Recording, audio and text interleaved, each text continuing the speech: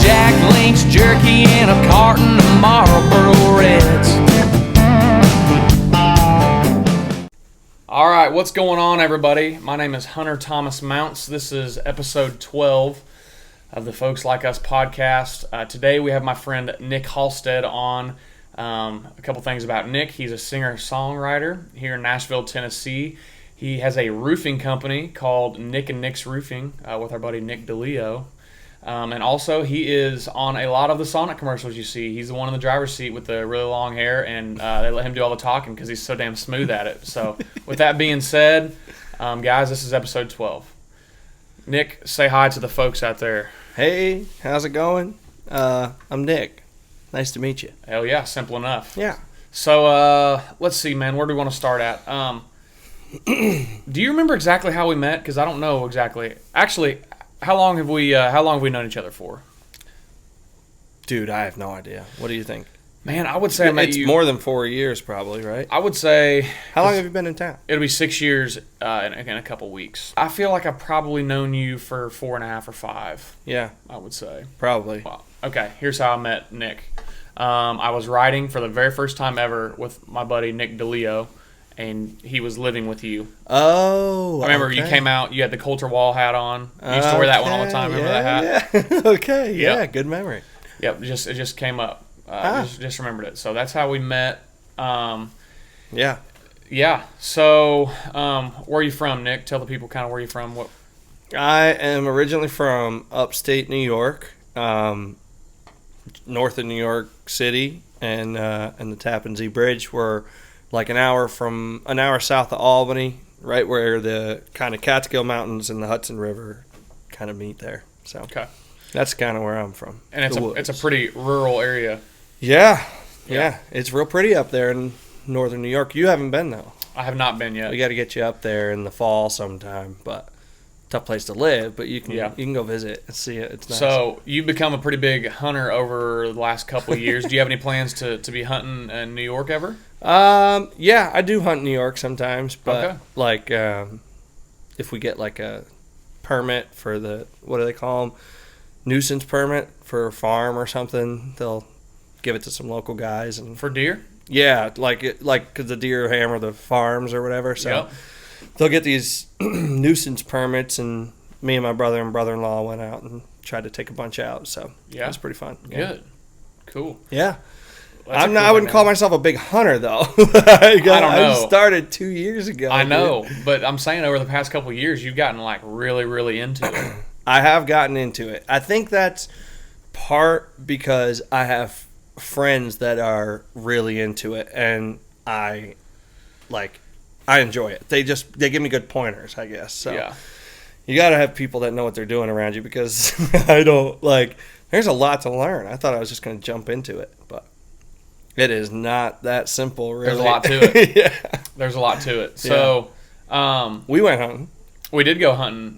So I hunt in southern Missouri around like Eminence, Summersville area. That's where a lot of my family's from. And I took Nick here. I took him not this most recent season, but the season before that. Yes. And we were there for what, 2-3 days? I think it was just a weekend, yeah. Yeah.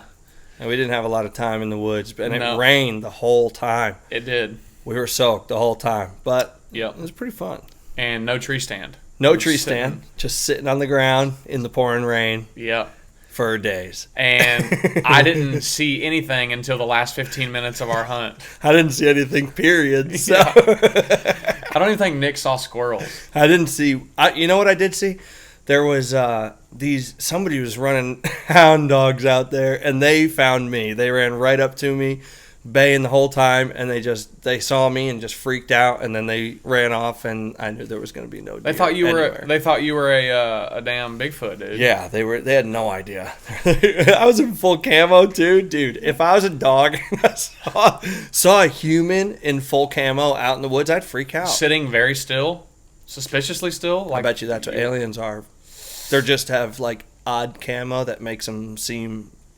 It terrifies us. That's probably what it is. Damn. So you think they're everywhere? We just can't see them? I think they got really good camouflage, and the ones that are here, I don't know how many are here, but they probably have things like a weird type of camouflage that our brain has a hard time making sense of. Because if I was a dog, saw a human in what we have as camouflage, Yeah. I'd have no idea how that'd compute. No. But those dogs knew I was there, even though I was in camouflage. So. Yeah. So did we jump from deer hunting to aliens just like that? I have a tendency to just. I love that. I'm sorry. No, don't be sorry. Just had a thought. That's great, and I never thought of aliens that way. So that's something that I'm gonna have to think of. I never have either. It just dawned on me. What was that? That's the best part. It could be really flawed. That's the best part. Is that's proof that we're free thinkers because we just came up. Nobody told us to believe that. We just thought of it. Yeah, no, that's true. That's like humans. Yeah, hell yeah. What was I going to ask you? I completely lost my train of thought. So, yeah. It was something about hunting. Yeah, it was. But what was the theory you told me? The Genius Ape Theory or whatever? Yeah. That you don't necessarily believe it, but it's interesting. Yeah. There's oh God, I should not be the guy trying to explain this. No. Just like dumb down. Just like what you find interesting about it. Right. Evolution.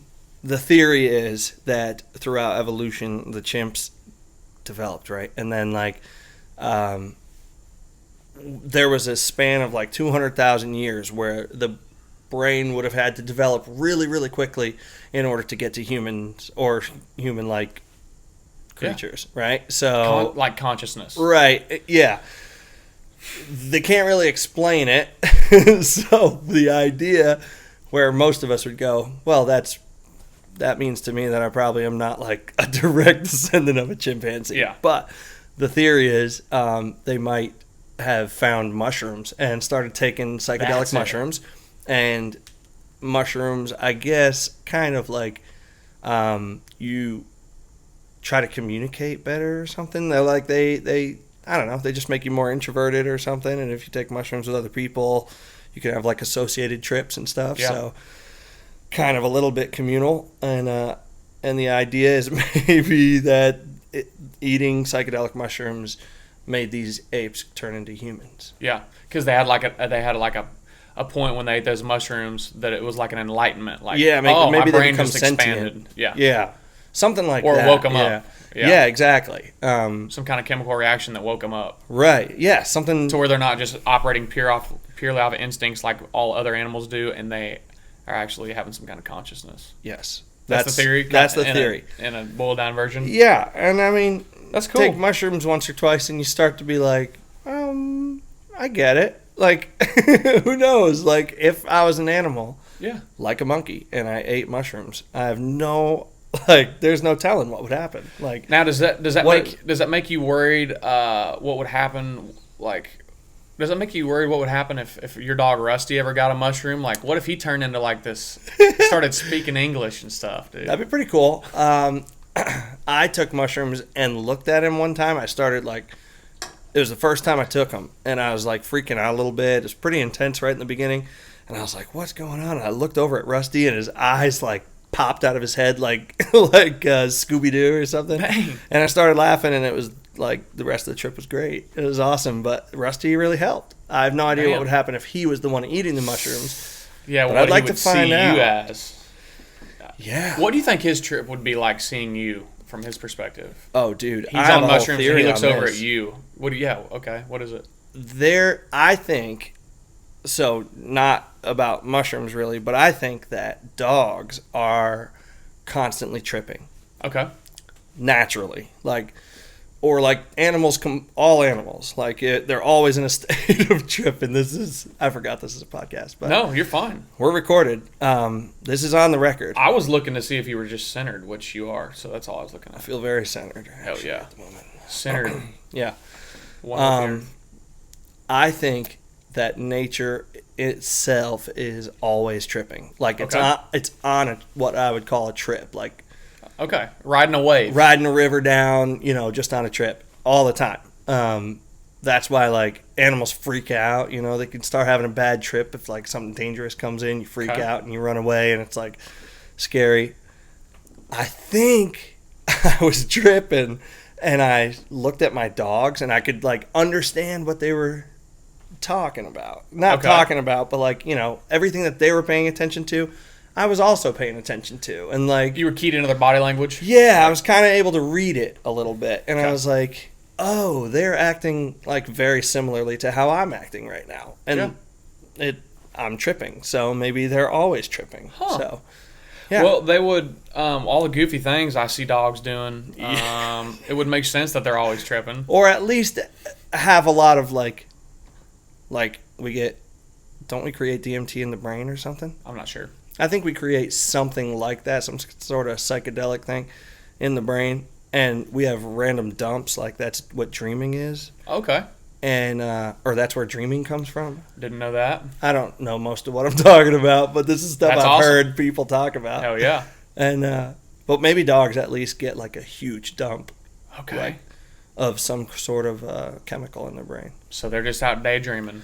Yeah, literally. Yeah, just Damn. on the trip of life, like Maybe that's naturally. maybe that's why they're so happy.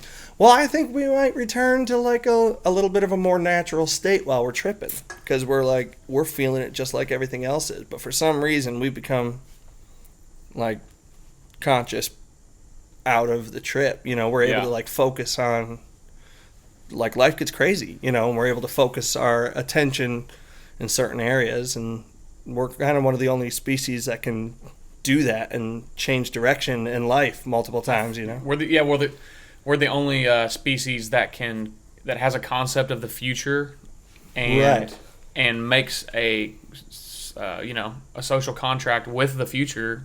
Like, hey, if I sacrifice this, then I'm likely to get this in return in the future. We're the only organisms that can make that kind of that conceptual. Right. It's deferred gratification or something. Yeah, It's like stocks. It's the opposite of everything that we have right now, because everything's instant gratification. Yeah. Which you were asking me earlier if I'm having fun with this podcast. I need to, and I told you, yes, I definitely am, but it's kind of hard getting it going. Yeah. It's a lot of work. I need to always remember that, like anything you do that's worthwhile, it's not probably going to be instant gratification like all the. Because everything, I mean, you got a phone. You click on an app, you're automatically there. You order something on Amazon, it's on your doorstep. Everything is instant gratification. Okay, so but the things that are worth building in life, I feel like, are not really like that. So yeah, well, and I think you're like learning an entire new industry. You know, it's like something completely foreign to a lot of people. You don't know about it until you start getting into it, and like. I mean, I opened up a roofing company. I didn't know how to do that, you know, and like you get into stuff like that and you start having, you know, it's a lot to learn, you know, but you get there. I don't know if I've ever asked you, first of all, thank you for the encouragement on that. But second, I don't know if I've ever asked you how you actually got into roofing. You just said you'd never done it before you started doing it? Well, I never owned a company. I Gotcha. roofed a lot when I was a kid. I worked for basically everybody around me was just contractors, so I just grew up working on houses and stuff. Just summer gigs, you know, like whenever I would be working, that's what I was doing. So summer gigs. Oh yeah, just summer job type thing. Yeah. And so I did a lot of roofs and stuff during that, but yeah, no, I just meant I haven't opened a company. I had done a lot of roofs. But.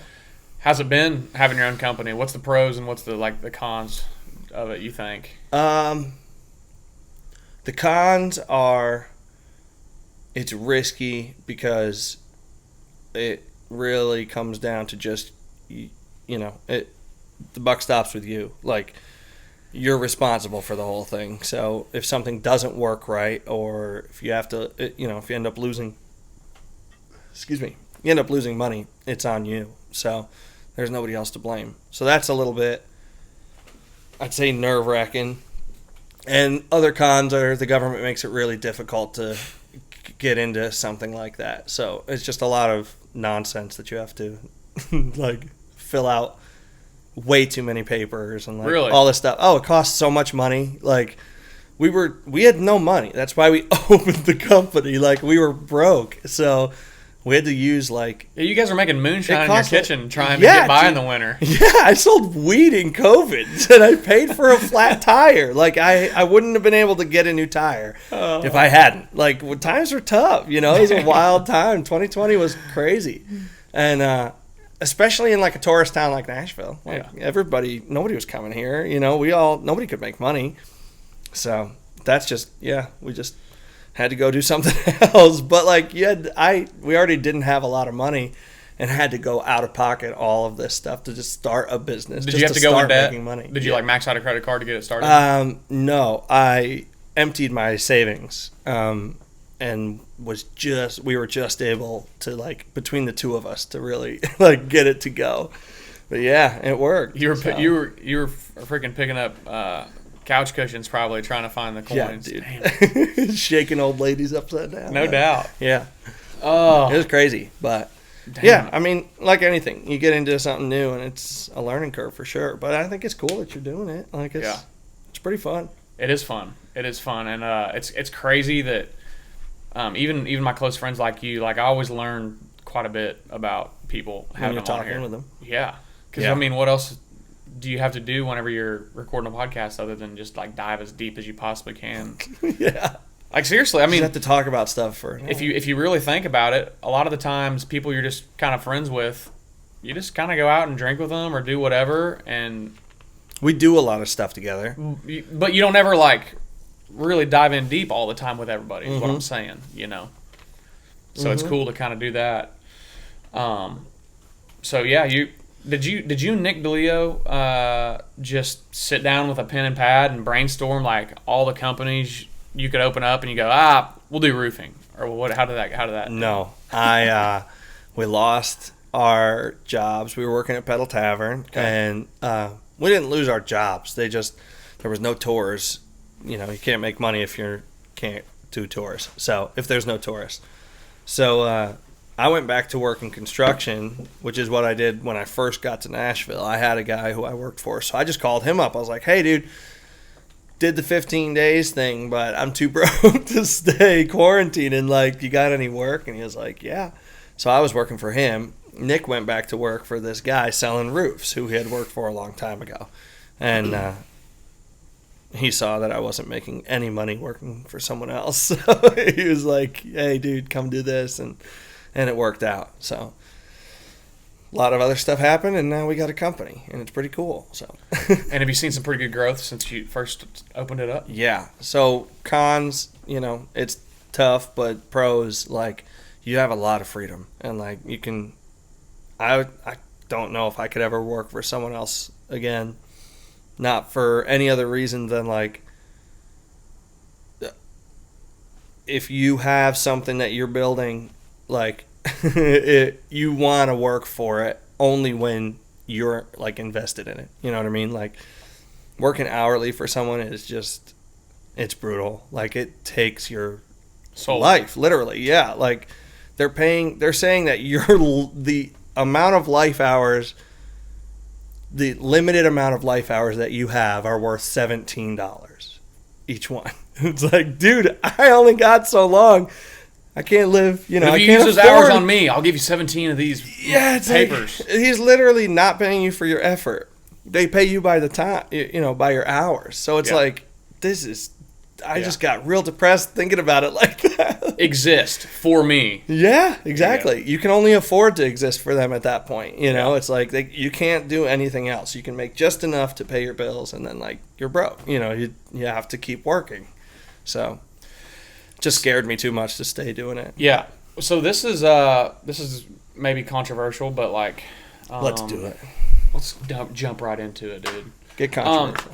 What we're talking about right now is the reason that I don't hate people just because they're rich. Because, like, a lot of people who own their own companies who are rich took an enormous amount of risk. Like you're talking about, it really is all on them. There was nobody there for security purposes. For if they fail, they fail. And then, you know, you make it through all that bullshit. You get to the other side. You get successful. You start making a lot of money, and people think you're a bad person because you have money. Yes. How do you feel about that? never hated rich people because Okay. they were rich. I know that there are a lot of people that do. I do, however, think there are people.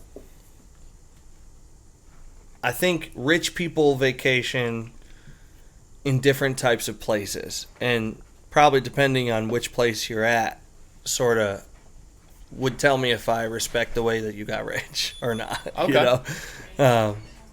What's up, dude? What's up, man? How's it going? Oh.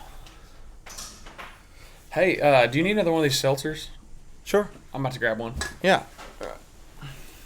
I mean, I think I have deep thoughts, but then compared to other people, I'm like, shit, dude, I haven't even scratched the surface.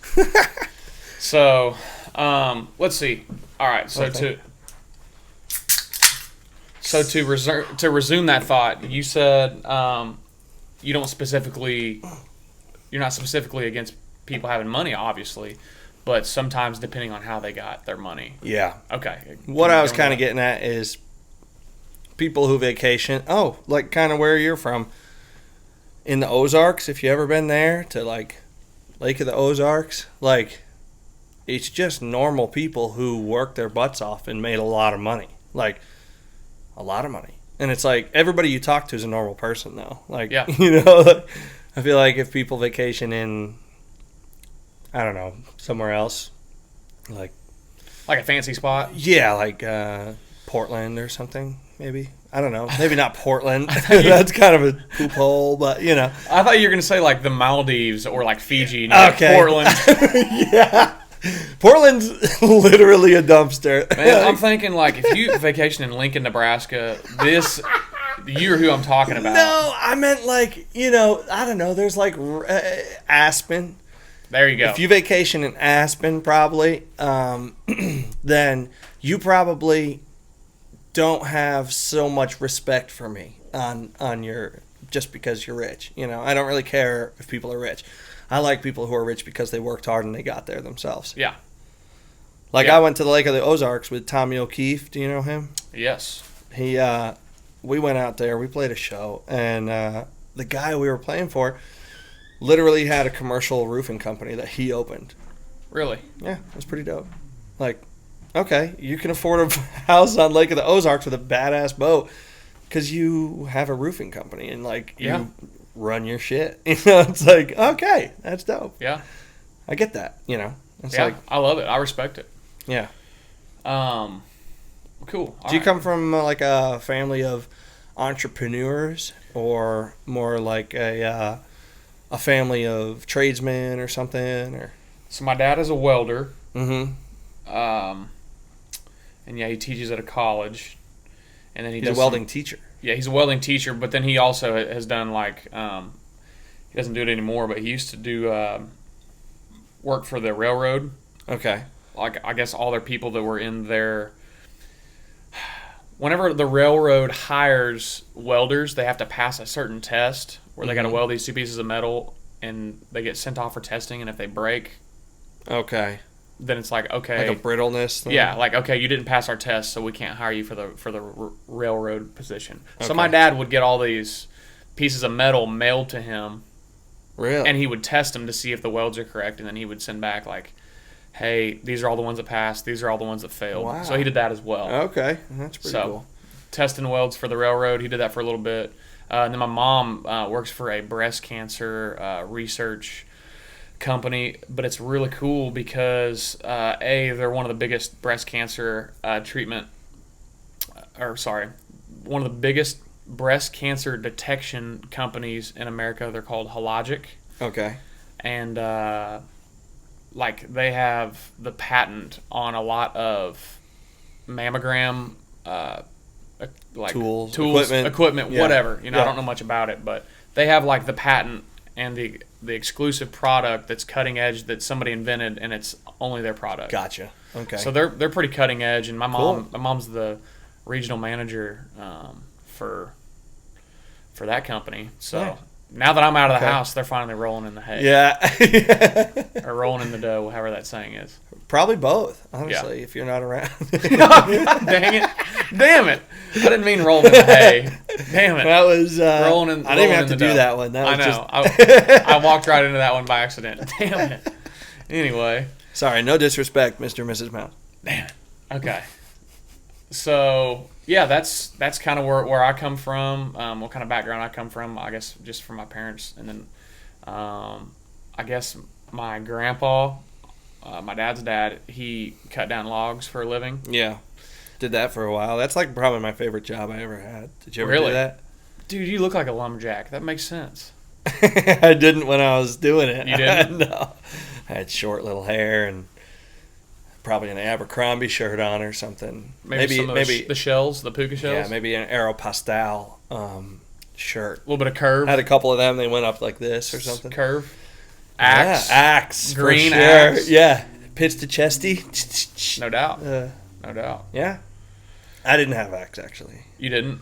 Actually, Bod. I still use it, but I use the sticks. I don't like the spray. Gotcha. It smells too much. It does. It does. I got some really, really good cologne from TJ Maxx the other day. $15, dude. 15? And it smells good. The only cologne I've ever got was given to me. Okay. And I have a couple of them. I've just literally never worn them. I don't ever think about it. Even on like my wedding day, I didn't wear cologne. You don't ever think about spraying the juice of a flower in an aerosol form onto your body before you go out? I would think about that. But it's also like the juice of a skunk. Isn't cologne, like, it has an essence of a little skunk in there, doesn't it?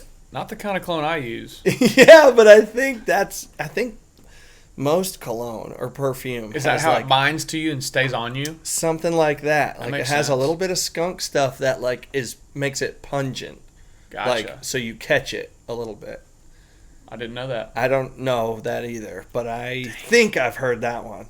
People can just, hey, you know what? You should do a do you have a comment section? I'm sure a lot of people will be like, It's not live, but I could start live streaming it and then have a comment section. that'd be sick. Yeah. Yeah, live streaming it, that'd be cool. Yeah. Damn. And then just read the comments live. Dude, do it on YouTube. They call it super chats. That's right. People send in $1 and like, hey, this is what I think. Nick's an idiot. Yeah. I get it, dude. Yeah. Anyway, I'll do that. That's yeah, smart. That'd be fun. Cool. Let's see here. A What about you? Have you ever had a massage? massage? Yeah. Yeah, man, but they just rubbed me the wrong way. I couldn't go back. No, just kidding. They rubbed me the right way. I don't mean that. I don't mean that bad. Let's see. You've had a lot, or just I've had like 2 or 3. 2 or 3 massages. 2 or 3. Yeah. Hour. 1 hour. 1 Yeah. hour. Yeah. Yeah. I had a couple when I was in China. There was these little like you just walk up to these little spots and little Chinese women like for like $5 come out and give you a hand massage or something. And Okay. it was great, but like I don't really do like the whole massage thing. What do you mean by whole massage? Well, I have a lot of buddies that have been getting massages, and they told me, like, one of them, Nick D, he told me that he got a massage and he took his clothes off. I was like, So he was still wearing a sweater. why? Yeah, exactly. Damn.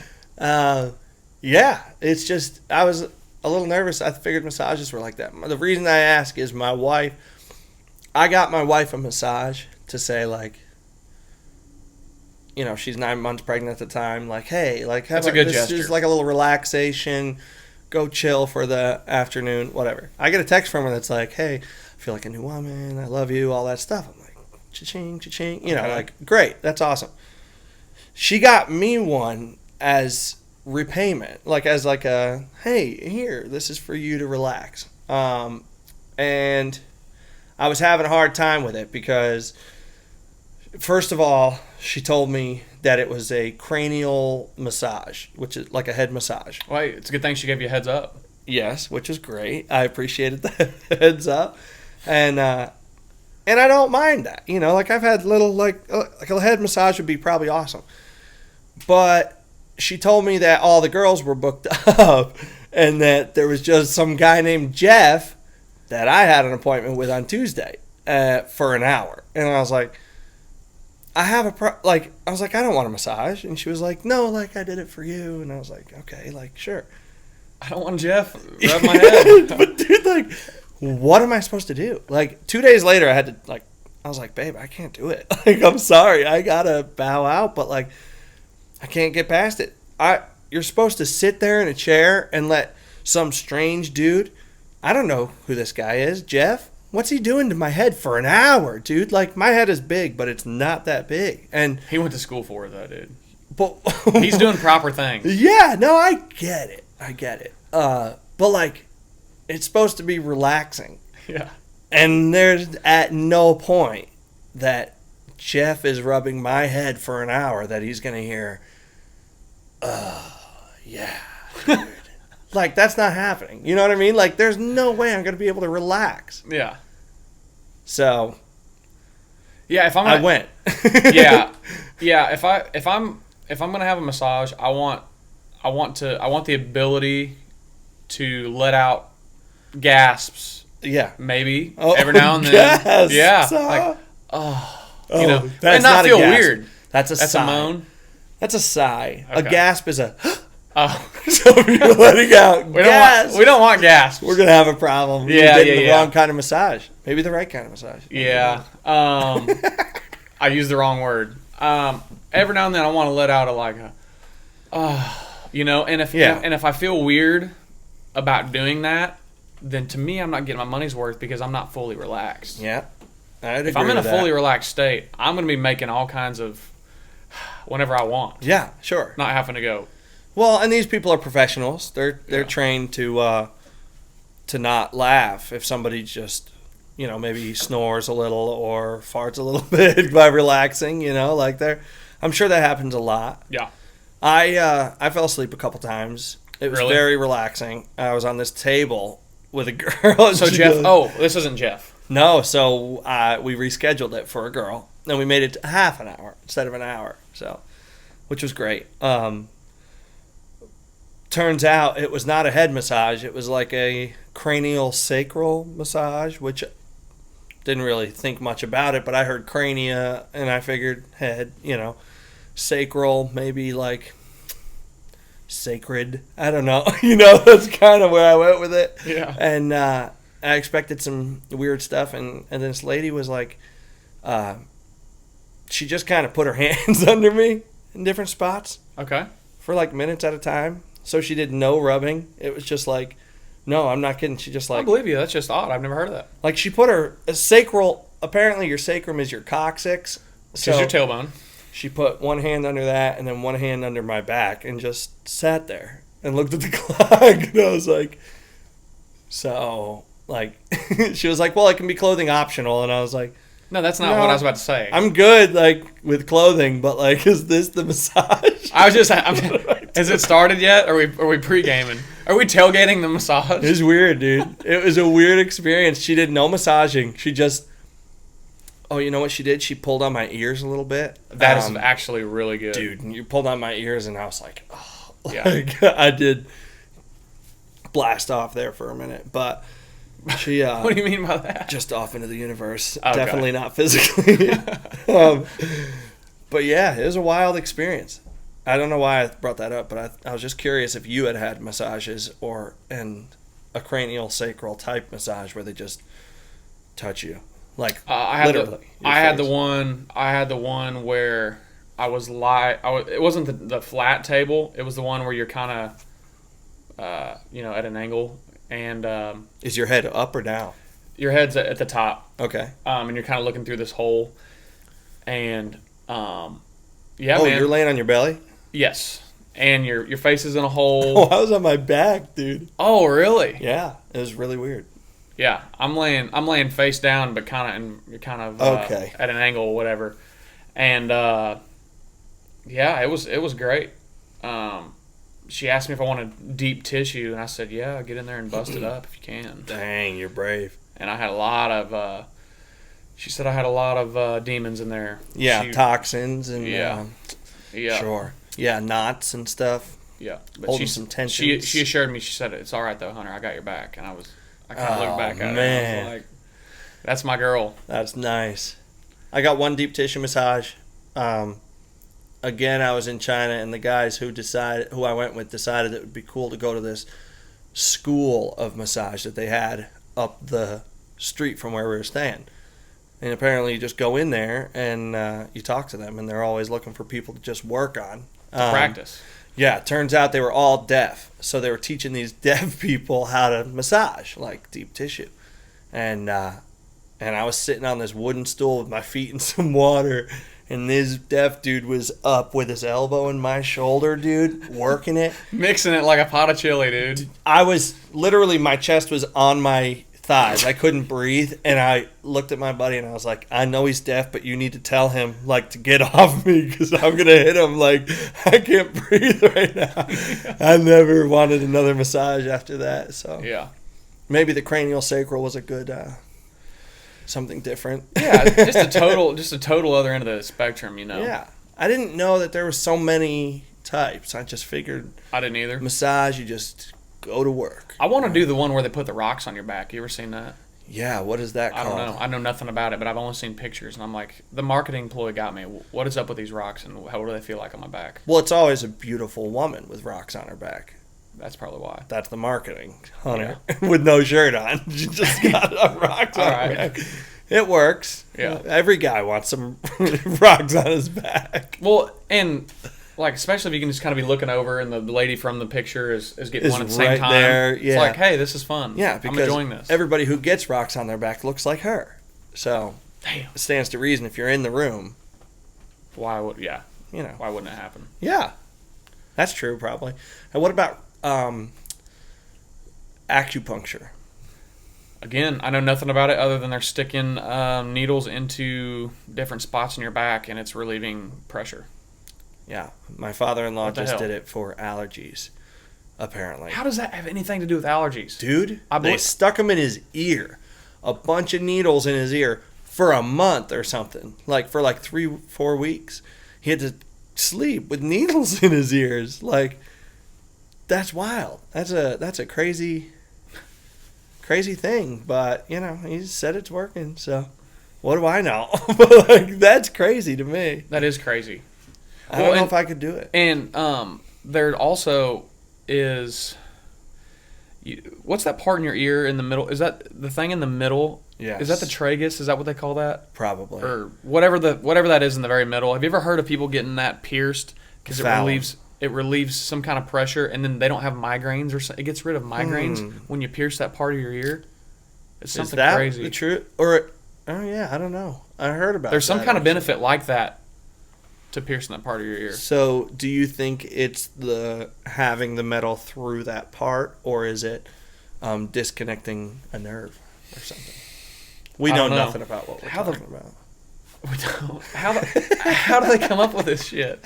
How do they come up with this shit? The Chinese, dude, they've been doing some wacky shit for a long time. What about, how do they take pieces of thread and pull hairs out of your eyebrow by doing this? Yeah. At the mall. Oh, yeah. You seen them do that? They'll shape people's eyebrows with the threads. Yeah. And they're pulling little hairs out. Yeah, but I've seen it go wrong where they can't they take a whole brow?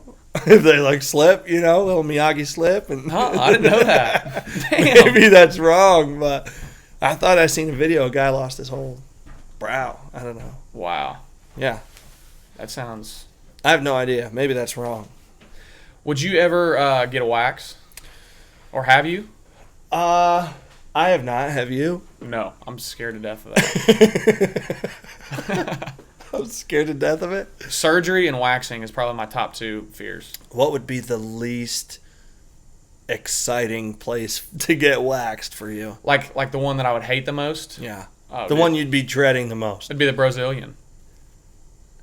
Brazilian? Yeah, they call it the Brazilian. It's a bikini line wax, except it's on a dude.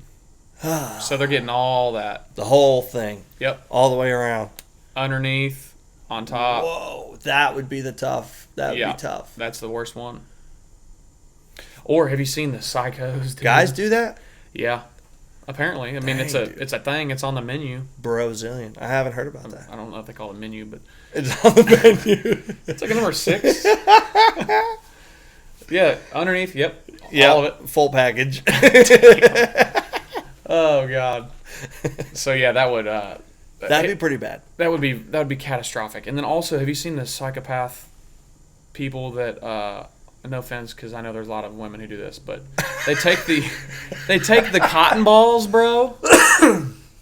Take the cotton ball, put wax all over it, stick it in their nose with the Q-tip, and then then they pull their nose hairs out. That is no. I sneeze at the thought of a nose hair getting pulled out, let alone all of them at one time. I went through a little phase there a couple of years ago. I was having some gnarly nose hairs pop out, and I had to boink them out one by one. And yeah, it hurt, to the root of the problem. I did, and you know what? I haven't had that problem since.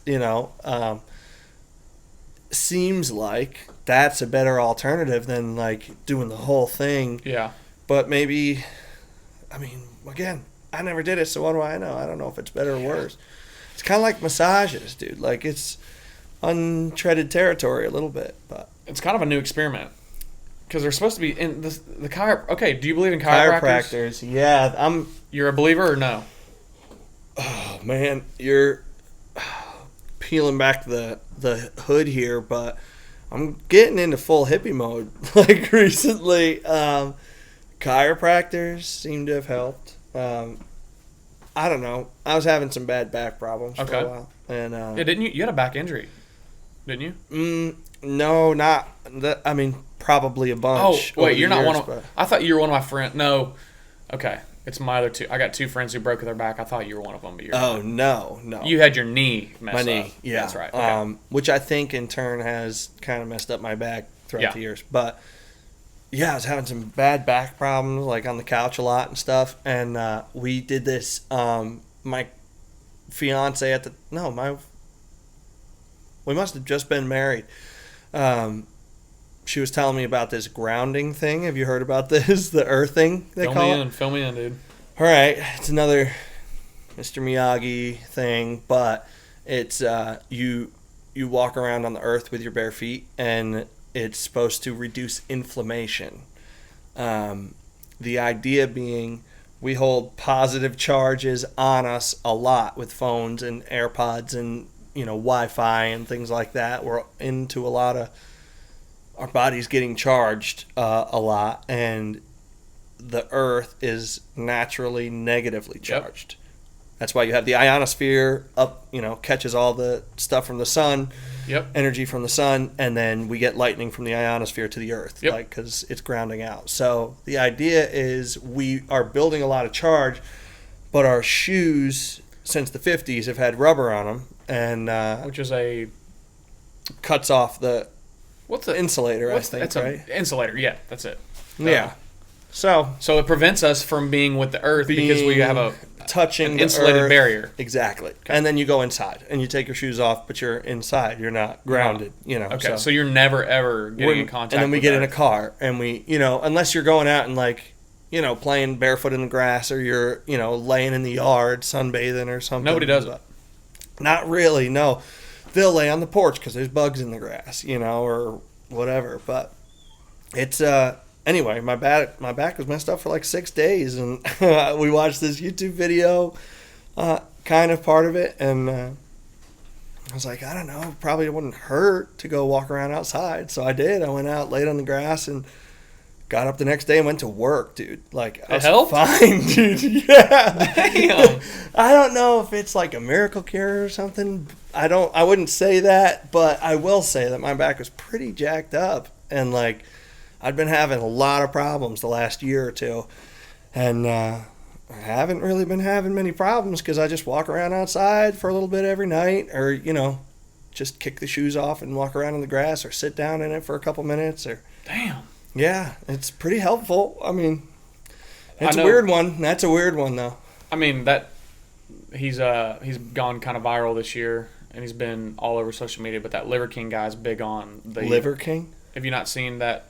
He's the dude who's ripped, He's got the beard, and he's always working out outside, and he's eating raw liver, and he's like doing all. You haven't seen him? No, I haven't. Okay. You got to send me some of his stuff. So that's one of he's got like the 5 pillars of primalism or something. Primalism, whatever it is. That's cool. And that's one of the things is connecting with the earth, walking around with your shoes off, like touching it. He's big on that. He's big on the cold tub thing. Mm-hmm. You know about that? Yep. So he's big on that. And then obviously like eating no processed food, all like raw meat, or not all raw meat, but eating like a lot of like raw liver, grass-fed beef. Mm-hmm. If you're gonna eat some kind of carb, like it's like a fresh fruit or something. Gotcha. Know? And he's got all these different things, but all that to say, he's big on the getting grounded because of the charges. Okay. So that's the second time I've heard of it. Okay. See, so there is something to it. Yeah. Well, Nicole was just saying she wanted, with the baby coming, she was like, I'd like to tell her if she's throwing which we didn't know if it was a girl or a boy, but now we do. I'd like to tell her, like, if she's throwing a fit, you're, like, instead of being like, go to sit in the corner, just be like, you're grounded, go outside. And, like, she can throw a fit out in the middle of the yard, barefoot, like, for a couple minutes, maybe it'll calm her down, you know? So, and I was like, what are you talking about? She showed me this thing, and there's all these scientists talking about it, and I was just like, you can't believe everything, but is it going to hurt you to do it? Probably. No. It's probably only going to benefit you. There's no negative. Exactly. Not that I could. I mean, I'm sure there is, but I can't think of it. So, and then, Nick D called me the other day. He was out west, and he was having back problems, and he said he went outside, and he laid down in the grass for a couple minutes. He's like, it worked. Like, my back's better. I was like, I know, dude. I don't know why, but do you have to be? Can you have clothes on when you're laying in the grass? Yeah, preferably, honestly, because I just figured you were like starfished out in your backyard. I starfish out, but like this is not that much insulation, so. Yeah.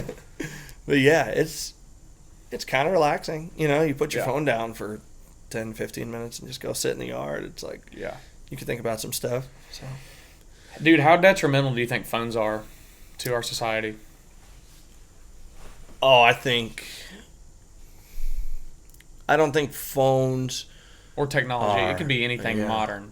Yeah. But to me, I think of how convenient it is to be on this thing all the time. It can suck all your energy. Yeah. And it's been linked to depression and all kinds of people having trouble sleeping, depression, eating disorders, all that because of this thing. I say that as a huge problem. Yeah, I think I'm on there 6 to 8 hours a day sometimes. Yeah, I know. I get my week time thing. It's embarrassing. It's ridiculous. They'll be like, oh, it's down 12%, down to 5 hours a day. It's like, what? What was I doing last week? Yeah. Like, it's crazy. I don't know. I don't think the phones are the problem. I think probably the communities are the problem. We shouldn't have virtual communities. You should only have, like, normal communities that you can see, like your church or your neighbors or whatever. That's what I think. I think those ones it's a fake one. You can get a lot of information, though. That's the problem. It's like they're really good. Like, we live in an age where we have access to more information than anybody ever. Yeah. Even our parents, like they have no idea what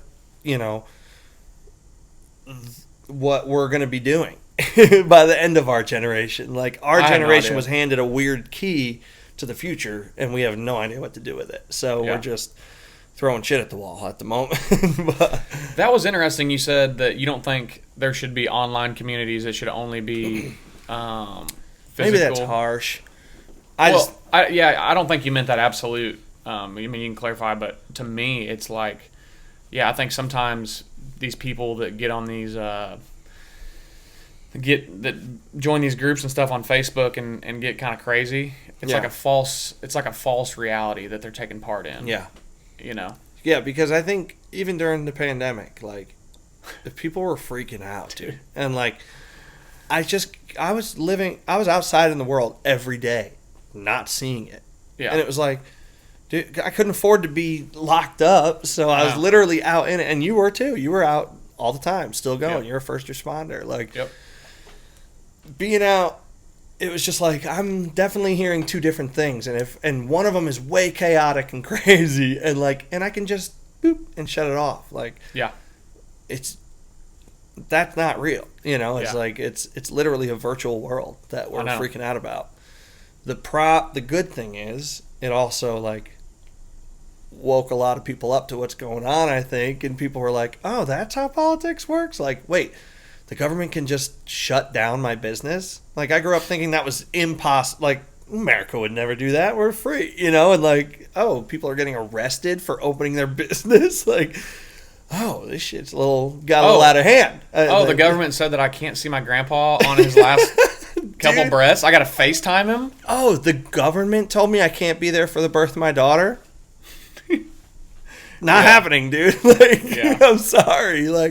We're just gonna get her out in the tub, I guess.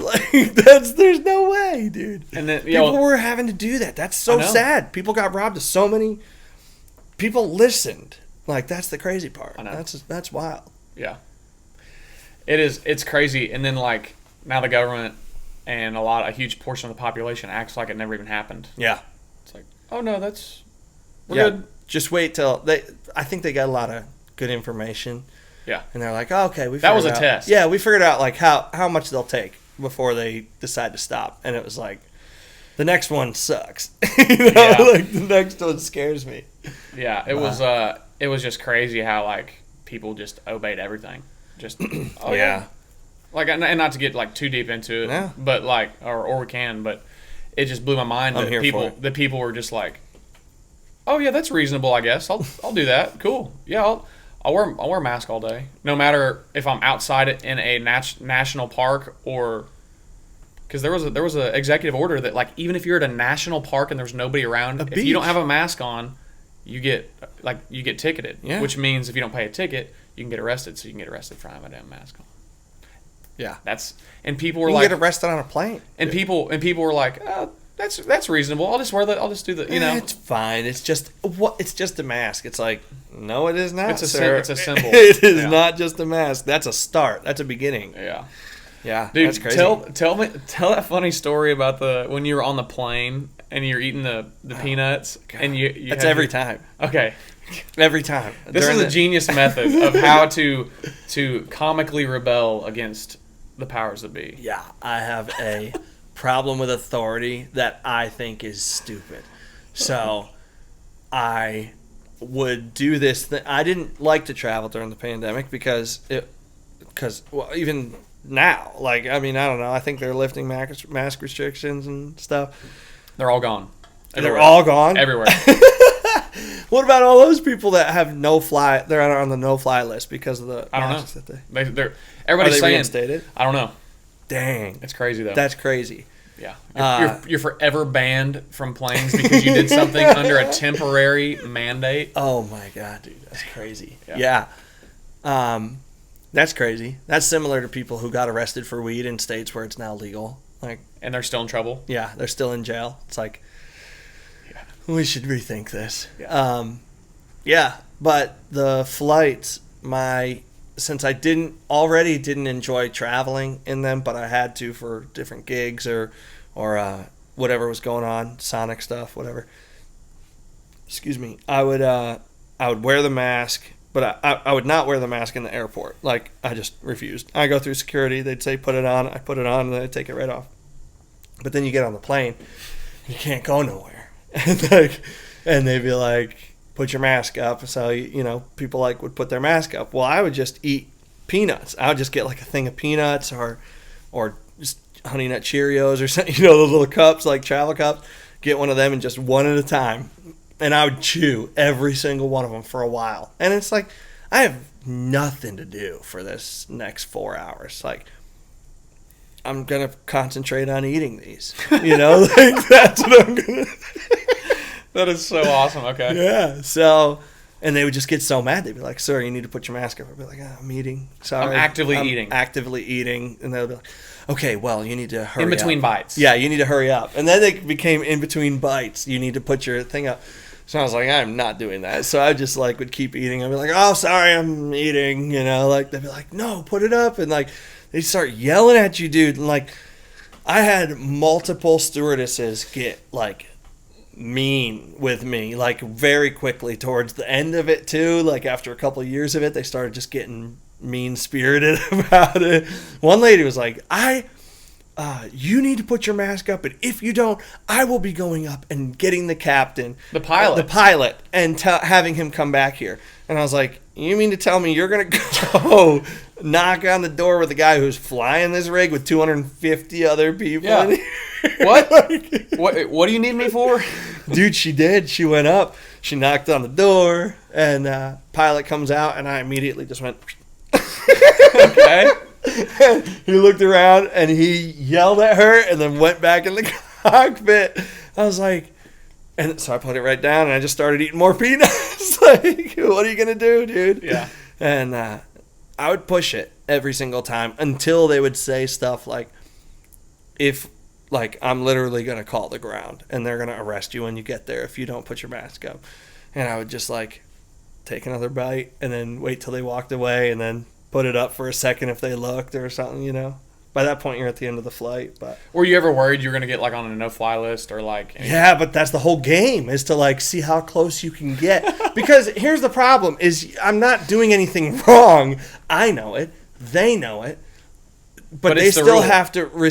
But they're following a rule that just because it's a rule, and that's something that I have a problem with. Is no, you need to why are you mad at me about this? Yeah. I'm eating a peanut. I'm not doing aside anything. From the emotion, where's the logic of it? Yes. Yeah. Approach me with logic, and I am all in. But there was nothing logical about it. So my job was to point out the fallacy that everybody knew was there, and a lot of people would just go hey, it's not really a big deal. Who cares? It's a 4-hour flight. I'll put a mask on. And I'm like, no, that's the problem, is all of you are just listening to it. Yeah. Everybody here on this flight, and it would become a scene. People would start looking, and it's good. You need to know that there's other people that don't think this is normal. Maybe next time they think about it twice, Yeah. But whatever. Yeah, I can't tell you how many times I had to say, somebody would say something to me in public, just walk around in the airport, because I didn't wear it in the airport either, and somebody would say something to me not even somebody who works at the airport, just a random person, hey man, you really need to, and I would always be like, hey man, I have one rule, I don't follow stupid rules. And I'll just keep walking.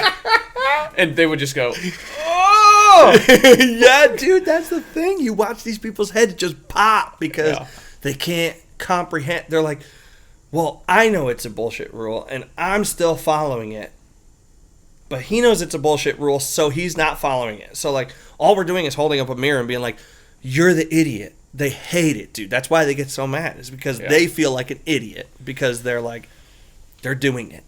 It's weird. And there are exceptions, because there are people with actual pre-existing conditions and all that stuff. And wear your own mask. Wear a mask if you have a pre-existing condition and you're worried about traveling in public. Don't care. That's that's something that you need to deal with. Yeah. If I have a broken leg, I'm not going to walk around expecting everybody else to have a crutch for me. It's no, I have my own crutch. I gotta figure out how to wheel this. What's the one leg scooter where you put the knee up and you kind of. Yeah. How am I going to get that through the airport? It's kind of up to me to figure it out. Yeah.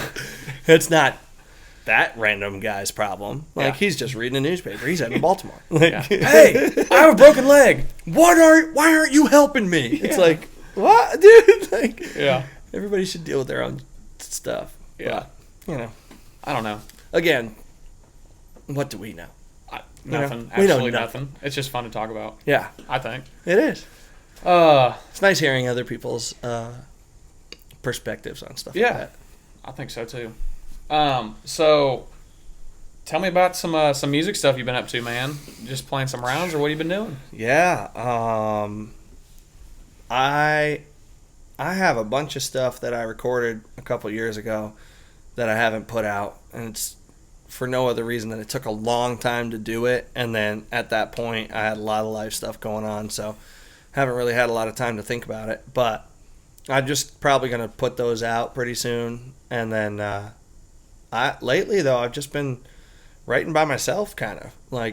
I wrote a bunch by myself recently. Haven't finished a lot of them, but I have half a song or, you know, Okay. like almost the whole thing. I just got to like finish a couple up and I'll have like 6. You know, it's like kind of frustrating. It's like backed up, you know.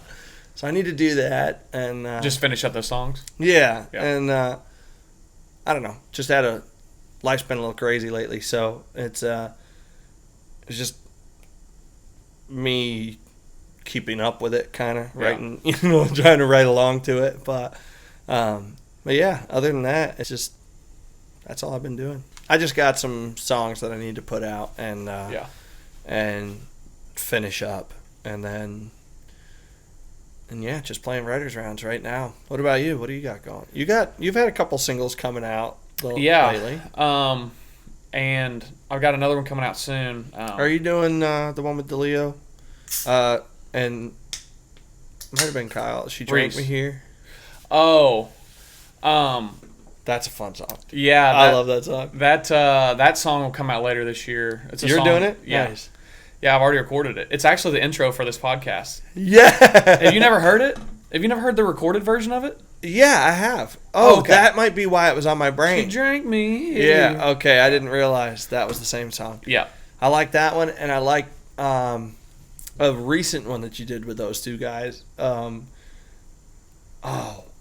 forget what it's called, but it's pretty Texan a little bit in the chorus. It's pretty fast. I have a song about Texas, "Alone in the Lone Star." No, it's just like the rhythm. Is it the one I put out with the one where Nick and Reese are singing on it? No, that was recent. You just put that one out, right? No, this is one that you wrote recently with Nick and somebody else. I didn't know if you were putting that out. me, Kyle, and Nick wrote. It's got a tough little lick in it's got like that bluesy yeah. That's pretty fun. That was it starts out like she was raised by collared shirts. Yeah. I was raised on collard greens. Looking Yeah. back, it's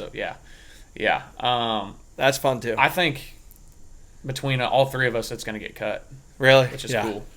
Yeah. You know, it's just That's not something. I love songs like that because and every song you write is like this. I feel like, but it just doesn't sound like anything that's really out right now. It's like it's truly unique, which is cool. Which is like that's the whole point of songwriting. Yeah. Oh yeah. Well, it just helps to write with talented people. That's like, you know, it's like you have to write with people that feel the same way about music as you. It's pretty fun. It's crazy. It's crazy how living here and doing music makes you realize that you really, if you don't have some people around you can count on, you really are just kind of screwed in life in general. Yes. But definitely in music. Yeah, that's true. If you, you mean moving to Nashville taught you that? Or it's been an example that I feel like has been lived out. Like, if I didn't know anybody who could book me, then I would never be able to play any shows. That's one example. If I didn't know somebody who was really good at recording songs, then I wouldn't have good recordings. Right. If I didn't know other people who were really good at writing songs that kind of match my style, then I don't feel like I would have that good of music. Right. So. Yeah. No, that's true. It's a group effort, for sure. Nashville also, I think, is one of the main places for co-writing, isn't it? Like a lot of other places, they don't really co-write that much. Yeah. It used to be just a Nashville thing. Yeah. You know, before I moved here, I never did it. Did you? No. No. No, there's nobody to write with where you're from because you're the only one that does music. Yeah, that's true. A lot of people who do music are in like a cover band or something. Mm-hmm. And you know, obviously, there's exceptions to that. I've got some friends still live in Missouri who do original music, and they're awesome. Yeah, but it's just not like common. what here. Here, you just go down on Demon or something. You just sit through find any writers round, and you just sit there. It took me a year to find writers rounds, dude. To get booked? No, to find out that writers rounds were a thing. I never heard about it. I was down here. I didn't know how to do it. I just moved, so I just went down to Broadway and. I was like, I guess I'll just go find the music, you know, wherever they're doing music, and went down there. There's a bunch of people playing music. I was like, looks like this is what you do. So I started hanging out there first year, and people were like, oh, man, it sounds like what you want to do.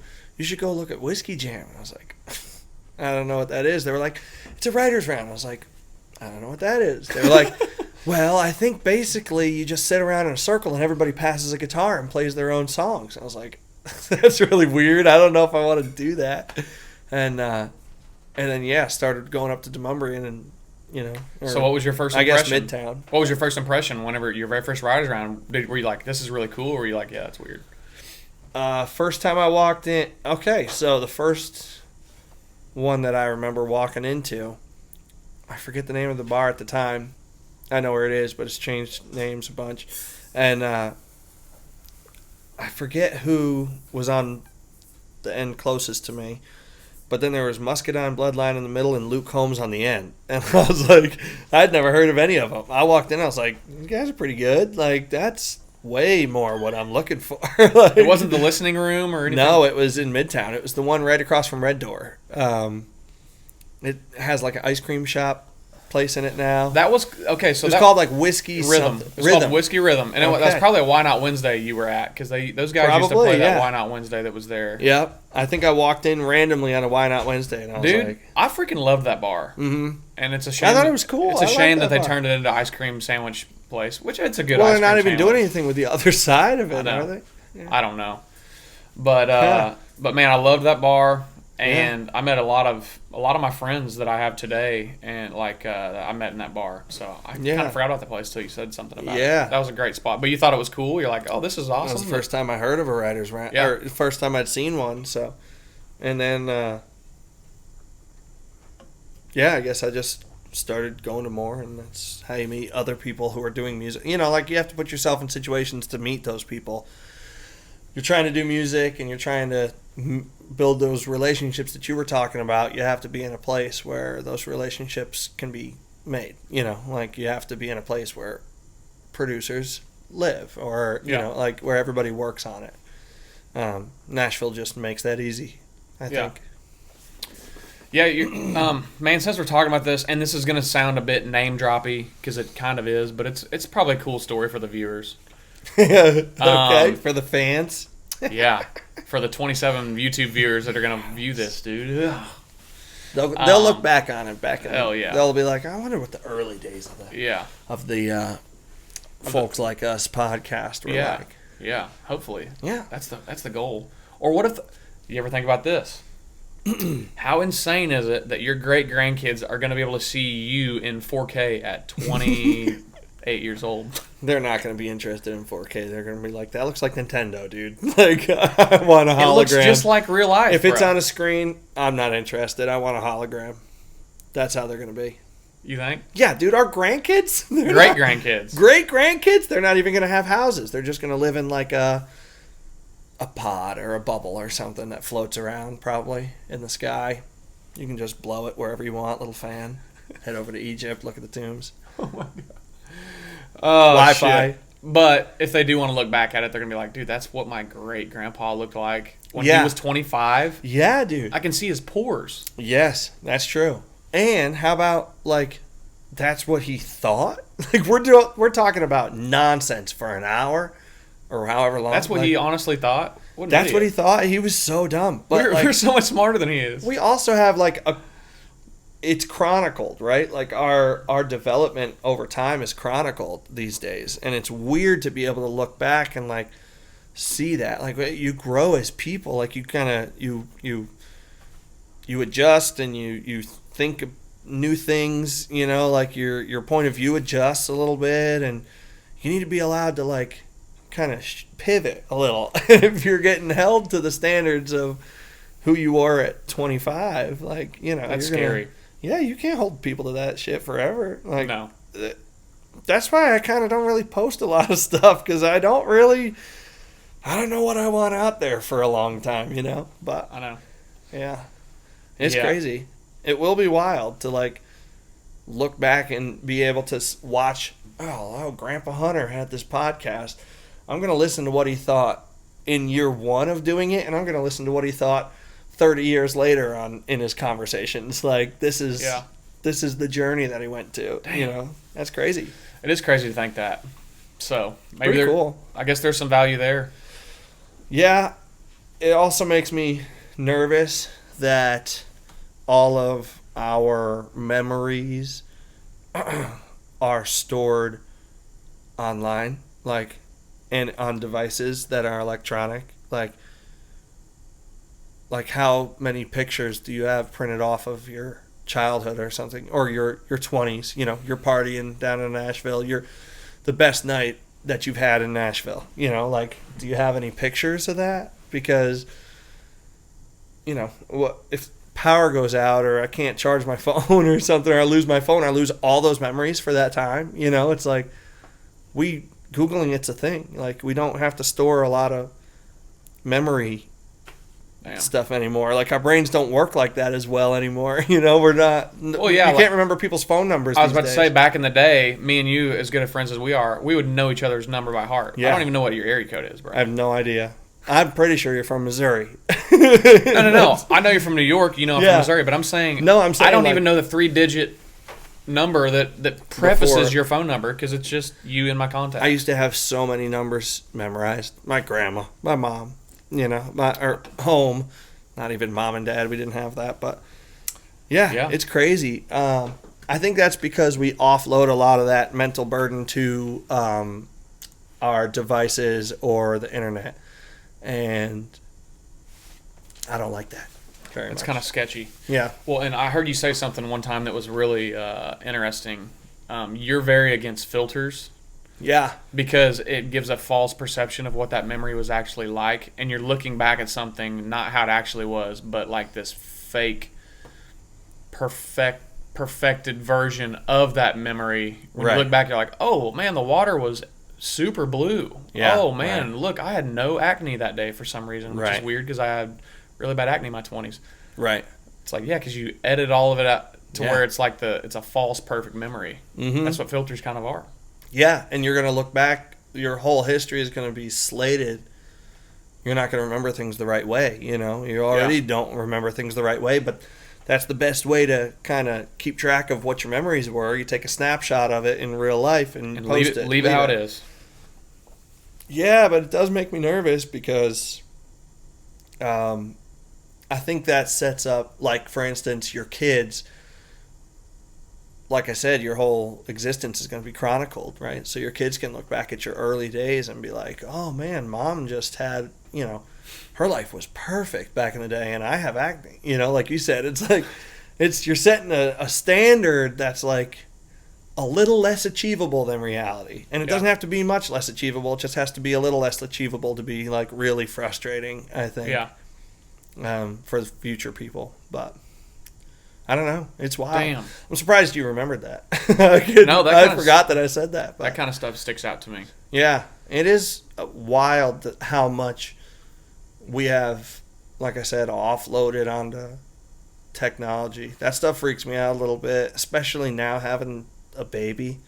Like I never thought about it, but I kind of had a little bit of a problem with people posting her pictures to Instagram. And that's why I asked you, because I was like, that's not something you should do without asking, is post a picture of somebody else's baby. A lot of people do that, think it's just so, but I was like, I'm going to check. And then I was like, I don't feel like doing that. No, yeah. And and I don't have a problem with people wondering if that's a good idea or not, or wondering what I think about that.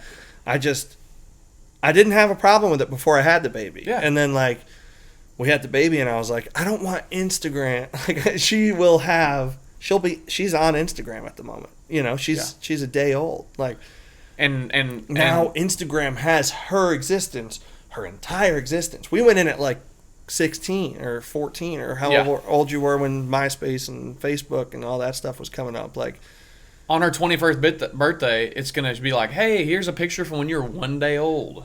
How crazy is that? And like you are involved in this. Like, your existence is tied to Instagram at that point. Like, we came in as having some sort of an idea of ourselves before we started social media. These kids don't have that, and that bothers me. And also, she's been getting packages since she was 1 day old. Amazon, with her name on them from Amazon. You think Amazon isn't going to have her profiled out by the time she's 1 month old? Like, I was going to say, they already know that, like, whenever she's watching an iPad, let's say, hypothetically, they are going to know it's her because they have facial recognition. ID. Yeah. So they're going to know it's her, and then they're going to go, okay, well, these are the packages and the toys we've sent her over the years, which means that she probably likes those things. So Yeah. therefore, all the ads that pop up on her YouTube videos are going to be they're going to be the same kind of things because we're trying to get money from our parents. Now, yeah, exactly. Now, these corporations are literally going to have perfected the art of milking my child's money away from her for her entire life. Like, that's crazy. They're already really good at it with me. And I start, Amazon was a bookstore when I remember that, Yeah. You could rent books on Amazon and send them back. Yeah, yeah. It's crazy, man. I don't know. It's just stuff that I started thinking about, I guess, having the kid. A lot of, technological stuff is bothering me. That's why I do think, maybe there's something to having online communities that are positive, because it's definitely been a good thing, too. It's probably a net positive, really, overall. But I think it's dark, too. It's a little bit of a dark territory. Yeah, we definitely got to be careful with it. Yeah.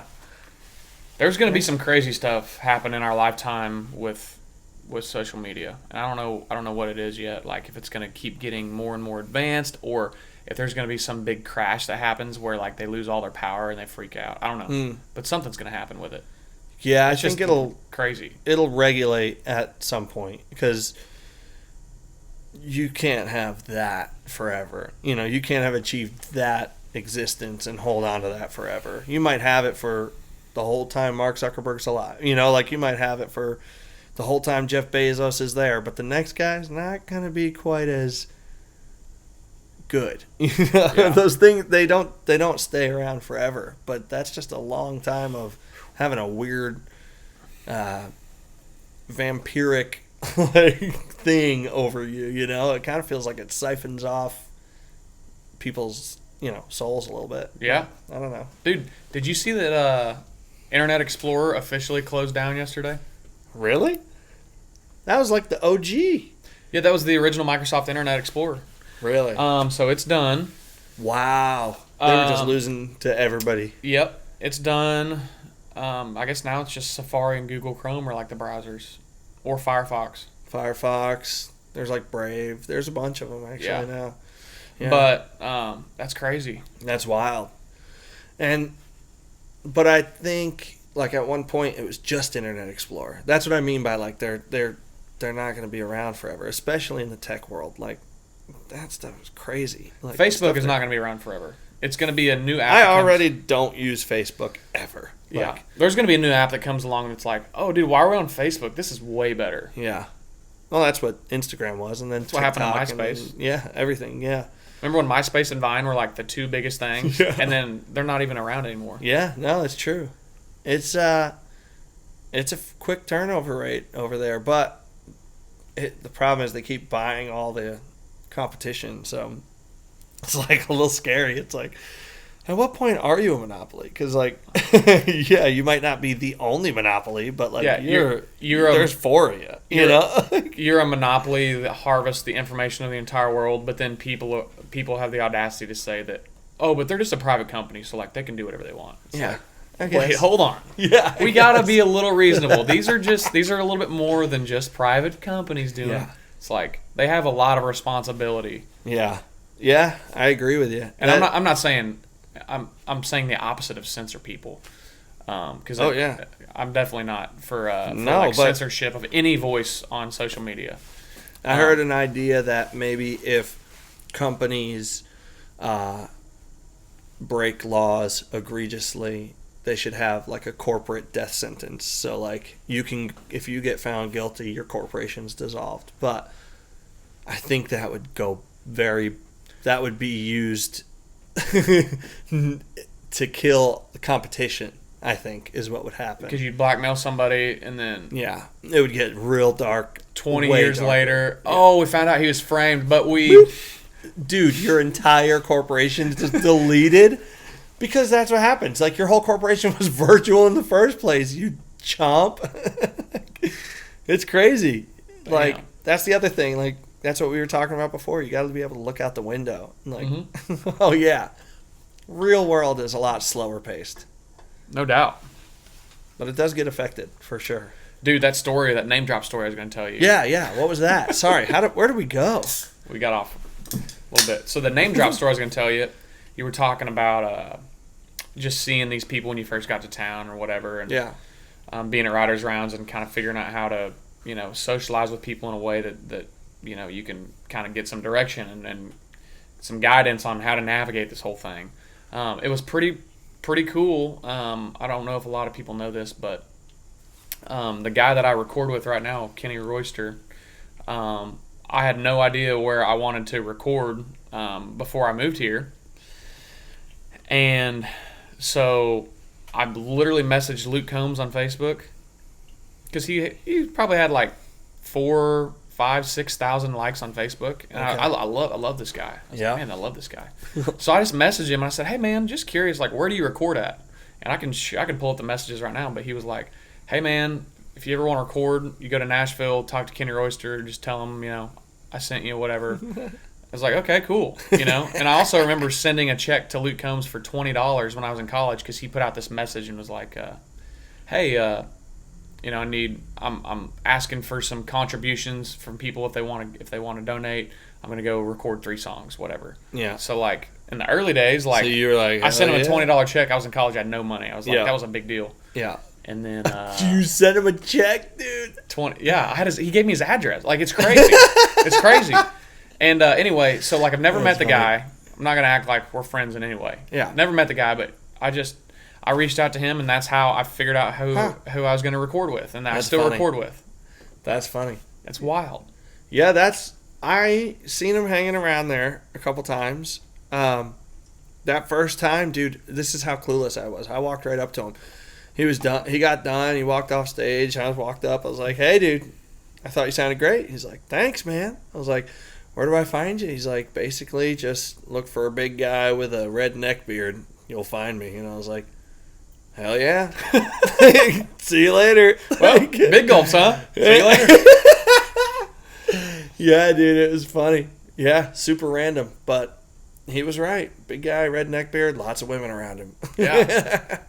Dude, didn't you have a crazy story about you like went out to Broadway with Randy Travis? Yeah. Or something. Oh, dude, we should do a whole series on like Nashville nights and just talk to everybody about their craziest Nashville nights. That was one of mine. I played a writer's round at Live Oak, and then I got done, we were drinking a little bit, and then I walked down. I was going to meet some people down at like Winners or Losers or something. So I walked down there, drank a little more. Is it working? Yeah, we're good. Okay. You went down there and drank a little bit more at Losers? I played a writer's round over at Live Oak, drank a little bit more. Went to Winners and Losers, drank a little bit more. Went to, I think, what's it? In-N-Out, or what's the place everybody goes Cookout. to? Cookout. Yeah, went to Cookout, got food. Came back, and I was walking back up to my car. I had to walk all the way back up over the hill to Demumbery into Pedal Tavern again. And I was walking past Live Oak, picked up my guitar, and it was just a bunch of like random people singing on stage. The round was over like a long time ago. I think Ryan Nelson was there, some other people. And so I walked in, I was talking to Hasten, and I was like, hey, dude, what's going on what are you guys doing? He's like, oh, it's over. He's like, I'm just letting people play. I was like, dope, okay. He's like, I need you to go up and play. I was like, I'm hammered drunk, dude. I like drank all the whiskey tonight. He's like, no, go up there and play. I was like, I'm not going, dude. I need to go home. Like, I need to walk my ass to my truck. He's like, Randy Travis is sitting right over there in his wheelchair with his wife and daughter. He's like, go up there and play. So I was like, well, I'll play if Randy Travis is hanging out. Like, because that's the whole reason Hasten kept the bar open. So got some more whiskey, and I went up and I played a couple songs. Dude, I was hammered. Like, I can barely remember what was going on. And but I remember Randy Travis was bopping along a couple of my songs. It was fun. And then came down, shook his hand, said thank you very much for listening, and thank you for the music and whatever. Yeah. And I was like, big fan, I'm out. And Hasten was like, dude, we're going to Broadway. And I was like, not me, dude. I am going home. He's like, Randy Travis is going to Broadway. I was like, okay. He's like, you're not saying no. He threw me in some Suburban or something. We went down there and went to Jason Aldean's top floor. Danced with Randy Travis in a club, like in his wheelchair. It was awesome. Like, it was a pretty cool night. Yeah, that's awesome. Well, I think I kissed a random girl that night too. Really? Yep. And then the Randy Travis crew found me an Uber home. Really? I was hammered, dude. Yeah. I started off strong, but those nights only happen. You only stumble into stuff if you're wrecked. Like, you got to be really wrecked to get into those situations in Nashville. Yeah. But what about you? What's your crazy Nashville night? A crazy something random I just thought of, man. When I first moved to town, I think I was at Paradise Park or Robert's Western World, and this is when I literally had no friends, and so there was these two girls sat kind of by me, and I just went over. I was like, "Hey, I'm Hunter," and they were like, "Cool, man," and I was like, do you guys want to hang out? Because I have no friends. And they were like, sure. So we hung out for a little bit, and then one of them goes, hey, Hunter, I work at Alan Jackson's bar. We're going to go over there. One of my friends is going to give us free drinks if you want to come. I was like, okay, cool. So go over there, go to the karaoke floor, which is like the second or third. It's not the roof, and it's not the first floor. Yeah. So whatever it is. But there was a writer's round up there for a while. Really? Yeah. Okay. So went up there, and there's not many people in there. And by this point I'd already told them I do music and stuff, and they start doing karaoke, and the woman on the mic that's hosting karaoke is like, "Hey, will somebody come up here and sign up to sing because like there's nobody." Yeah. So they were like, "Oh my God, he sings! He told us he sings." So, so I go up there and I sing. I'm singing "Neon Moon" by Brooks and Dunn. That's kind of my go-to. Excellent choice. That's my go-to karaoke song. So, anyway, I start singing. Right when I start singing, Cole Swindell walks in the door. He's with like a bunch of people from Georgia, and he's on like a bachelor party for like one of his friends. And I was singing this song or whatever, and like you said, he's kind of looking at me, kind of bopping along to it or whatever. And I was like, oh, it's kind of funny, whatever. Yeah. And I get off the stage, and I go to the bar to get a drink, and somebody taps me on the shoulder, and it was him. And he said, hey, man, he's like, my name's Cole. I was like, yeah, I know who you are. I was like, save some number ones for the rest of us, or something like that. And he's like, man, he's like, I don't know who you are. I don't really know like what your story is or whatever. But he's like, I thought you were a really good singer. He's like, I hope that you'll keep doing that. You know, you never know how far it could take you. And that's like, and then he's kind of walked off. I was cool. Like, that's pretty damn cool, man. And it's not even like, you know, it was just cool for somebody who has had success like that to come up to a random person that they don't owe you anything. You know. And I thought that was cool. How is it playing on Broadway? It's playing on Broadway is its thing. You clock in, you make some money, you go home. Like, it's fun. Fun way to make money. If you got a strong enough edible, it's fun. Really? Yeah. I gotta be pretty high to go down there. So I feel like that would, like in a big crowd of people, that's a good idea. I enjoy the rush of it because no, it's not a very good idea. But I like hanging on to the edge a little. Like, not quite sure if I'm in control or not, but okay. I've survived so far. It's been fun. So, so it's an adrenaline rush. Yeah, it's not relaxing for sure, but it also it makes me more honest with myself, and I'll just be sitting in a bar and just be like, I'd rather go home. Yeah, and I just leave. And I don't feel like I need to drink, so I save a lot of money. Lots of money. If you try to go downtown, you're spending $50 no matter what. So. Oh yeah, 100%. Mhm. Yeah. No, but I like going down. Making money off music is like I've made money way harder ways, so I kind of still like that. Yeah. You can just go make a couple $100 in a night on a Tuesday. Like, what else do you have going on? Yeah. Yeah. It's pretty fun. That's good. Yeah, I don't get to do it all that often. My friend Blake Essie is his name. He has me play with him sometimes. So if I'm playing Broadway at all, it's usually because he's booked me with him. Yeah. So it is a good time, man. And yeah, a lot of people I feel like are kind of jaded about just I am a little downtown. bit too, yeah, because it's super busy and it's super very expensive, and there's nothing convenient about it. No, really. But and a lot of people have had to make a living down there at a certain point, and like that's just brutal. It's crazy, chaotic. So I think a lot of people are like, yeah, I'm just gonna go do anything else after a while. But like you said, that's a little bit of a jaded view. It's still a really cool thing to be able to do. Yeah, I was gonna say all that to say. The fact that we have access to playing in front of a pretty good crowd of people, anytime we want to, just go down to Broadway. Yeah, that's pretty cool. That's not where else can you go where you can play to a big crowd every night. Anytime. Yeah, no, that's true. And honestly, people were having a blast. You know, it depends on if people are being dinks or not. You know, it's like, if people are cool and they're having fun and like everybody's cool, then it's a good time. It can get a little rowdy, I guess, and it's like I just don't want to be around here. Yeah. Not too long ago, I went downtown with one of my friends, and he told me as soon as we got there that he hated downtown, and could we please ride some scooters to Midtown? I was like, yeah, man, I'll get on a damn bird scooter. So we're going along, and we're going across the highway, and dude, he just eats shit on this scooter. And I went back. I'm like, yeah, his skin's probably on the road, like he's got road rash.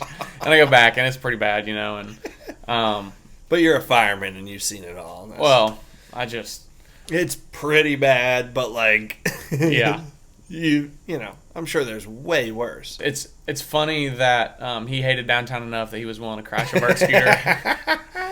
I think that's hilarious. You got to really hate a place to be willing to crash a bird scooter. Yeah. Because he wasn't as good on it as I thought he was going to be. Dude, I totally get it, though. Yeah. Those things are hard to balance on. Have you tried one? Yeah. They're hard. I love those things. I do, too. I swear by those. Like, anytime you have a gig downtown and you can't find parking downtown or it's crazy, there's a Preds game or something. The bird is the word. word. A scooter, throw your guitar on your back, and you're golden, dude. Yeah. I've made it to a couple gigs by the skin of my teeth just by being like, can't find anything downtown. I'm just ripping up to Midtown quick, jumping on a scooter. Damn. Yeah. It's pretty cool. Save a lot of money that way. Yeah, they're dirt cheap. Yeah. Yeah. You could spend $5 each way and still get out. I know. Pretty cheap. Damn. Yeah. That's definitely a luxury that you don't have if you're living in like just some random place, middle America. Yeah. There's a fucking scooter everywhere. Yeah, no, that's true. Crazy. But you also don't need it if you live out there. So No. it's like, it's not the same. Like here, it's crazy. Yeah. Like this is a wild. Yeah, I guess you don't need it. If you're living on a farm, you don't need one of those bird scooters. Yeah. I mean, it'd be fun to have just to rip around, just jump on the four-wheeler or something. Yeah. But like, Yeah, I get what you're saying. You need it when there's 900 restaurants in 2 square miles. Yeah, and you have to make it from one all the way across in rush hour. Like, it's not really happening, you know. Yeah. Damn it.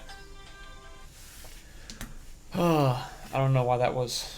Oh yeah. So this morning I overslept. I set my alarm for 5:45 p.m. instead of a.m. and I just realized why I overslept because my alarm's just not going off. 12 hours too late, I guess. That's hilarious. Anyway, should have had that on silent for you guys. My bad. But it's all right. Anyway, man.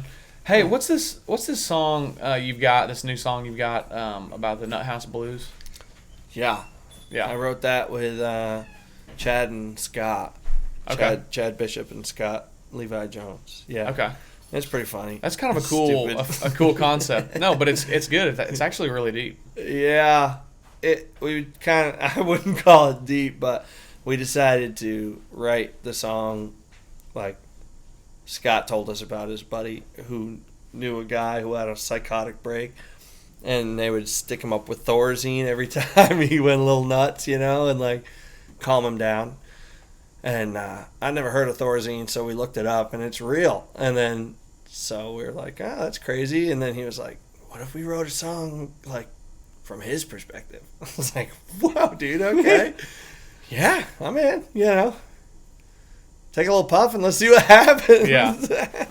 Hell yeah. But yeah, that's a fun song. I started playing that out recently a little bit just because sneaky crowd favorite, dude. Like, is it? By the end of it, yeah, people really like that one. I don't get it. I like when you do the yell too. That's that the was best part. Also not my idea. Yeah.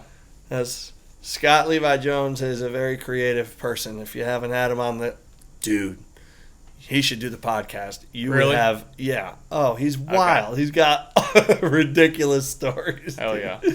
He's one of those guys that just kind of, and I like surrounding myself with like characters. Like I have a whole, you're in there. Like there's like, everybody has their own character in my mind, and he's definitely a chaotic one. Really? Yeah. Hell yeah. I'll have to have him on. Yeah, he'd be fun. He'd have a good time with you. Hell yeah. Well, anyway, I guess I was asking you that to see if you would be willing to play that maybe. What? That Nut House Blues. Yeah. Will you play it? Sure, yeah. I should probably I'll push the mic away from me a little bit. You can move it however you need to. Yeah. And I'm not sure. Dang. Okay. I'm not sure. Should have practiced. No, it's all good. Are you tuned down? Half step, yes. And I have the tuner on top. There's a pick in it, which I know you don't use. There's the picks in it at the end. Oh, right there. Sorry. No, you're good. And then, yeah, just make sure it's in tune. All right, you got volume up, so that's good. You got volume up on the guitar. That's good. Yeah, that sounds good where it's at. All right. Sweet. Yeah, this is a song about a crazy person.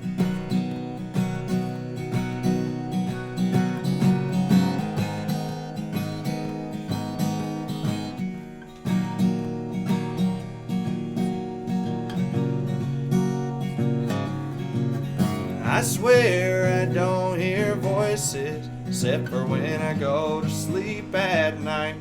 And by God, I'd be lying if they didn't scream from time to time. They don't make my bad decisions when they try and tell me what to think. And I've been thinking all damn day, this ship's about to sink. I'm the one they're calling crazy. Yeah, I'm the one they're calling insane.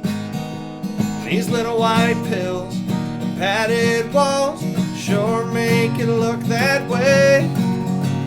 Why would I tell you different if I ain't got nothing to lose?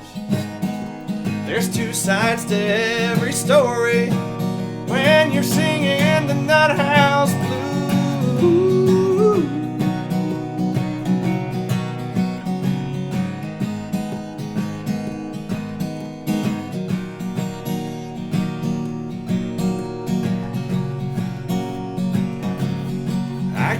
Trying to beat down the front door, but there ain't nobody home. And I took all I can handle, and I'm barely skin and bones. Well, you could make a difference, or you might be just like me, where every time I prove them wrong, you stick my ass with Thorazine. And I'm the one they're calling crazy. Yeah, I'm the one they're calling insane. These little white pills and padded walls sure make it look that way. Why would I tell you different if I ain't got nothing to lose? There's two sides to every story when you're humming on the Nut House Blues.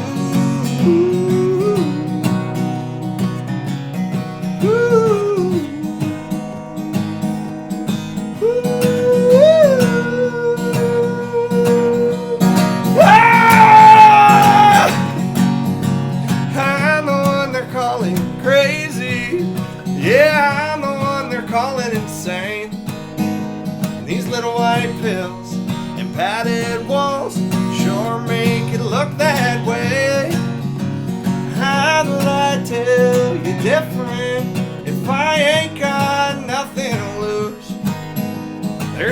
sides to every story. When you're humming on the Nut House Blues.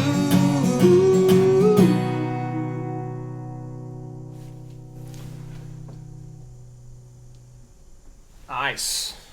I love that, dude. Thanks. That's great. That I yell. didn't know. It like cut off at the very end, but That's all right. here you go. Yeah. Thanks. I freaking love that yell, dude. That's Oh, yeah. great. That's one of the I don't know. I like weird ones lately for sure. Yeah. What's some other weird kind of stuff you've come up with? Oh, I don't know. There's a bunch. I was one of the ones I'm working on. Yeah, just a lot of weird stuff. I don't know. I think it's good to have like a sense of humor in your, to keep yourself humble in your song, because I get, if not, I'm watching a music video of myself playing and it's not real, like the CMT version, and it's like, sorry, I forgot that. Yeah, CMT version, you're watching like a music video and it makes it more, you get too dramatic, I think. I'm having a hard time with the downtown stuff because a lot of that is pretty dramatic, unless it's just fun. Yeah. I think that's why I like fun stuff a lot, or just lighthearted at least, try to make something that's honest, but Yeah. I don't know. Again, That's good. what do I know? No, What do we know? I don't know. I don't feel like I know much. I don't feel like I know much either. Yeah. Man, there was this guy. I thought this was pretty cool. There was this guy that was teaching our MT refresher yesterday, and you gotta do like CEUs to keep your license up every year, whatever. And anyway, this guy knew all kinds of stuff about everything in EMS. He was just killing it. And he said something about like, I feel like I don't know anything. Mm-hmm. I know maybe 1%. And like coming from somebody who's really knows a lot. It's like, I should probably I don't know. probably be humble about some stuff. Yeah, that's true. Yeah, I think I started realizing the last couple of years how, especially COVID started like waking me up a little bit and being like, I don't think you're as well-rounded as you think you are. Like I like to think I got a handle on a bunch of different stuff a little bit. Like, I can kind of work on a truck. I can sort of build a house. I can kind of write a song. I can, whatever. But I really don't know when push comes to shove. Like, I'm pretty, I know I'll be able to figure out how to get the stuff fixed, but I don't know if I'm going to be the one doing it. It's like I'd rather just, I don't know, get somebody who knows what they're talking about. But I don't know. I started wanting to try to do more stuff. I've tried to like garden, dude, way harder than Everything dies. Everything dies. I kill literally everything. My buddy has given me sprouted plants and just been like, dude, just put them in your yard. And I just take them home, set them down. They die, dude. Like, it's bad. So, tried hunting, tried to get into hunting. Learning more about fishing. You've had some good luck in hunting. I have had some good luck. Seems like my first year of buck hunting went pretty good. First year of turkey hunting was blessed enough to get an Osceola I was pretty proud about. And, but maybe my first moose hunt I'll get something. But it's I had a rough year on deer last year. So I know. I think I came in hot and I was like, okay, I got a handle on this, no big deal. And then like, dude, you forget how much practice and work goes into the first season of doing it. And like, I got my ass handed to me last year. Yeah. Just all my fault too. Yeah. It was brutal. Yep. Very humbling. That's the best part about getting older is you start to become aware of all your faults and like things that you're ignorant about. Yeah, so, for sure. That's cool. Yeah. Well, man, I feel like we've been talking for a while, so we can wrap this thing up. Yeah. But I'm really glad you came and hung out today. And thanks for having me. Where can these people find you if they're trying to follow along with you? Probably at Halsted Nick on Instagram would be the best. And I'll put it up on the screen so you don't have to spell it. But, Okay. But yeah, it's at Halsted Nick. Yeah, I don't really do anything with Facebook anymore except for I post to Instagram and just share it. But like, I can't really be bothered. I have a hard time with it. So Maybe I'm just getting too old, phasing out of technology. But. Yeah, I don't know. I don't know, man, but I really appreciate Thank you for having me. Yeah, thanks for coming on today, man. This is fun. We made it through the memory card swap, the battery changing, yeah, a bunch of stuff. my alarm going off twice. Yeah, an abrupt end to a great song recording. We had pretty much everything happen in this episode that you could have happened. Hey, so.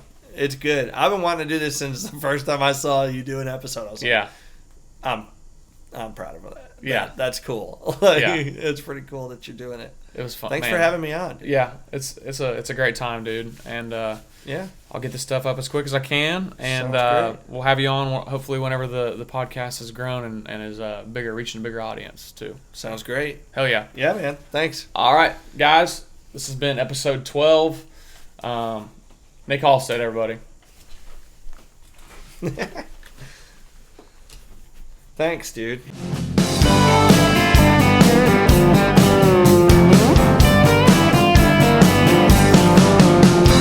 I met a woman about 6'7", caught my eye at the 7-Eleven, buying Jack Link's jerky and a carton of Marlboro Reds.